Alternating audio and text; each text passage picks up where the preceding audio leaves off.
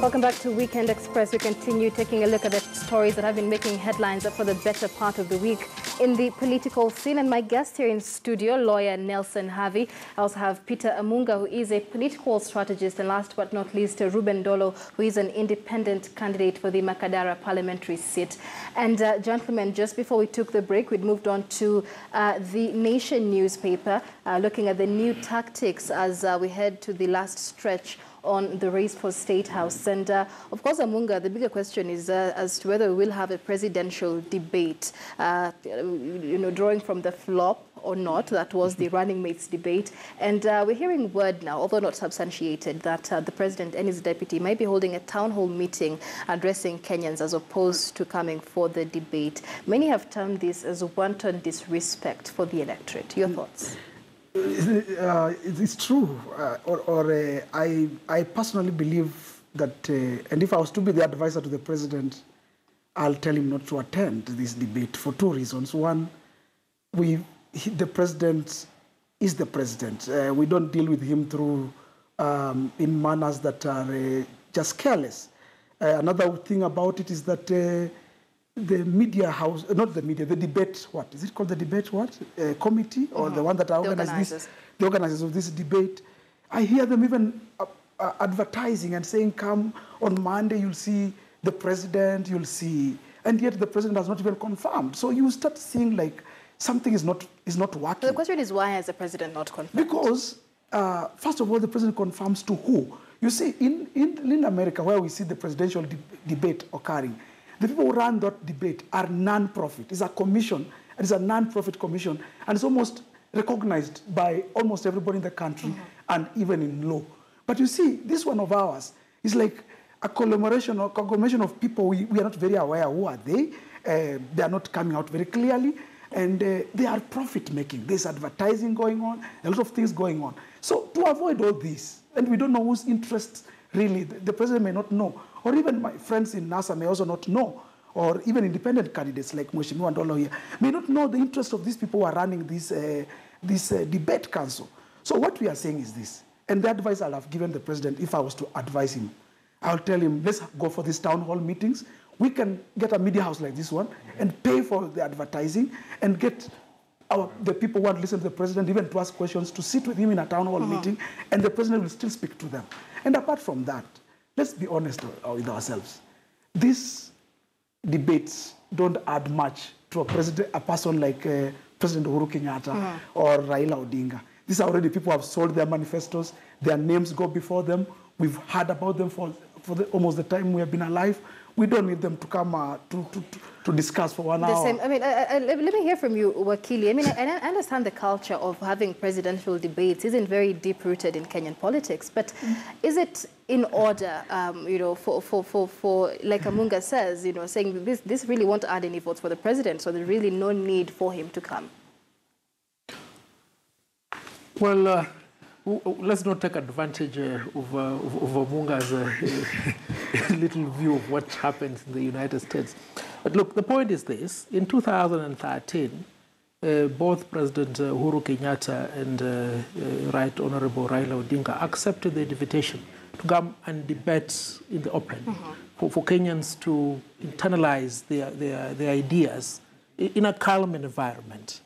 And I think maybe the reason that could have informed the lack of serious participation in the debate that we had last week was the fact that the serious deputy president candidates thought that they'd been undermined by the statement that Kimani Ichung'wah will represent Deputy President William Ruto.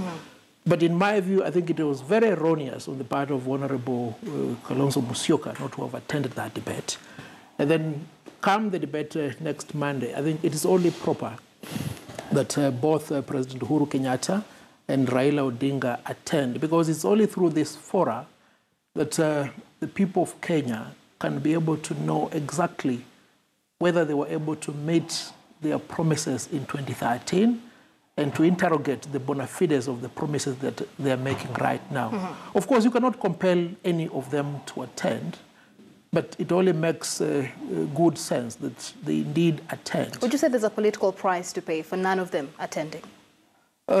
Yes, there will be a political price to pay. Reason being, accountability demands that when you are invited to a debate, one-on-one, because when I'm talking to you on phone or in a public gathering, I mean, the contact distance quite wide, but we need to see these people at close range being asked questions. Right. And if for a fact you refuse to attend, to be asked a question on how you've been able to implement what you promised 5 years ago, then clearly it indicates that you do not want to be accountable. And we saw even the inquiries that were being conducted in the Senate, the National Assembly. We saw certain individuals that were called to come and be asked.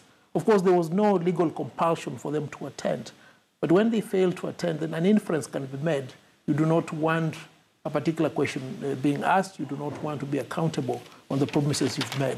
So to me, it would be a big drawback if the main key individuals do not attend. And let's not hide this fact. Let's not hide this fact, Munga. This contest is purely between Uhuru Kenyatta and Raila Odinga. It's incumbent upon them to come and tell the people what it is that they have in mind, what it is that they will do better than they've done before. Don't allow him to get away with it. Because to add, don't even let's hear from Mheshimiwa. Kindly, Amunga, to add on what Wakila said, when you become a leader, especially a politician, you belong now not to or your house or whatever, or to just to a few individuals. You belong to the country or to your constituency. And you have to come out and tell your constituency, all your people, all the nation, what you are supposed to do for that country or for your constituency. So for me, I think if Amunga is going to be the advisor of the president, then I think that president will not get even votes for this nation. Right. I mean, do you agree, Amunga, really, that there is a political price to pay for not appearing for this? I will say something. I'm not the advisor to the president, so thank God for that. But let me say this. Honestly, first of all, I thought Mheshimiwa Ndola will disagree with Wakili in saying that this battle is just between two people. Because we have other people who are there, also independent ones, and they need a chance. Let them talk, let them... We saw Abdul Badiba appear one time on one of those debates last time, and we know what happened. After that, he gained a lot of mileage. But they want to debate with all the presidential candidates, but the independents want to debate with the incumbent. And that is where the question mark is, the formatting of these presidential debates. Who is organized? What is the format? Why are you leaving out Abdul Badiba from facing, say, Uhuru Kenyatta or Raila Odinga? And that is where the whole problem is. So anyway, what I can say for now is this. And let me say it very clearly so that my friends can get this very clearly. Theresa May, right now the Prime Minister in the UK, did not attend those debates, has not attended them. Netherlands don't hold them. We Kenyans want to live in utopia. We want to live in a world whereby we want to do things which are light years ahead of us, which we've not set a lot of them in our constitution. We want to behave like we are on Mars. We are in Kenya. And in Kenya, some of these things we know how our background is, how our history is as Kenyans, where we have come from. The British culture, even their constitution is based on what their experiences in life, what they've gone through. And we as Kenyans cannot keep adopting everything that comes around. Presidential election is done, debates are done in the US, also let us have them. We can't keep following everything that we borrow from the West. Let us come up with something that's unique, that is ours. These presidential debates are not uniquely Kenyan. We are trying to copy and paste something that we have borrowed from somewhere else. Right. And if I was to advise the president, don't appear in those debates. All right. So let's hope, of course, this is expected to be on Monday, so let's hope we will have a presidential debate. But let's wind up, gentlemen, with page 10 of The Nation. There is IEBC here saying internet shutdown will cripple us. So the IEBC has warned that any attempt to shut down the internet during the election would cripple its ability to transmit and announce election results. And this, of course, stems from a press conference we had from different agencies earlier in the week, really, including the National Cohesion and Integration Commission, speaking on matters hate speech. And of course, we've seen several people cracked down in terms of hate speech, including Junet Mohammed, who was charged in a court in Kisumu just the other day. But let me begin with you, Akili, as to whether it is even legal for internet to be shut down during the elections. Well, it's not legal for internet to be shut down during elections, but you see, whoever is in power, as Ronald Reagan not Ronald Reagan, Richard Nixon once said, well, I thought I'm the president, I'm above the law. People tend to abrogate certain rights. And look, if there is an attempt to shut the internet, I don't think it will just affect the social users alone. Internet is almost like rain. You cannot say, fine, I want rain to rain in Dolo's home, but not in Amunga's home.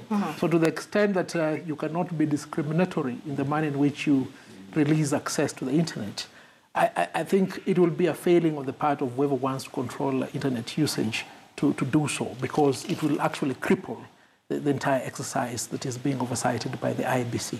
Yes. Amunga. Yes, of course there'll be no... One thing I've respected this current government since the inauguration of our new constitution is the respect for media. There's been a lot of progress as a country in terms of freedom of media, freedom of speech. That's why we are here. We are enjoying it. And the internet is just part of it.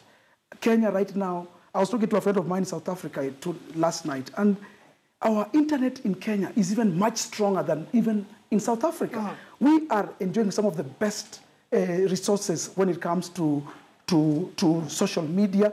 Our social media, Kenyans on Twitter, are recognized. In fact, they should be now worldwide known. They are well respected. So I don't think anybody can reach a place in this country to shut down media, or social media for that matter, or internet. I do believe that this current government is not worried about whatever. They have not been worried about going to court with anybody. I don't think they are worried about this. We are seeing like mad world.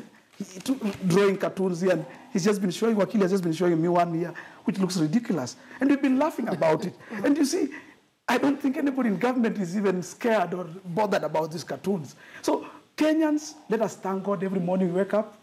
God has given us a great country. God has given us a great government that allows us to enjoy this kind of media. All right, let's have your final comments, Nondo. Well, I think freedom of expression is very important for everybody, and especially for a nation, for them to know what they're supposed to do.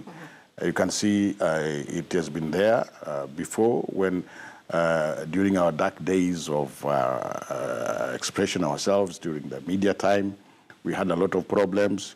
That's why right now everybody is thinking better on how to even express themselves on what's happening in this country. We don't want to go back to where the communism used to do to their people those years. We want to have freedom, and I agree on what today, I agree with my brother Amunga, that if we are going to shut down the freedom of media and also social media, it's all the same. People will start doing other issues which will not will not give our country a better way of governing this nation.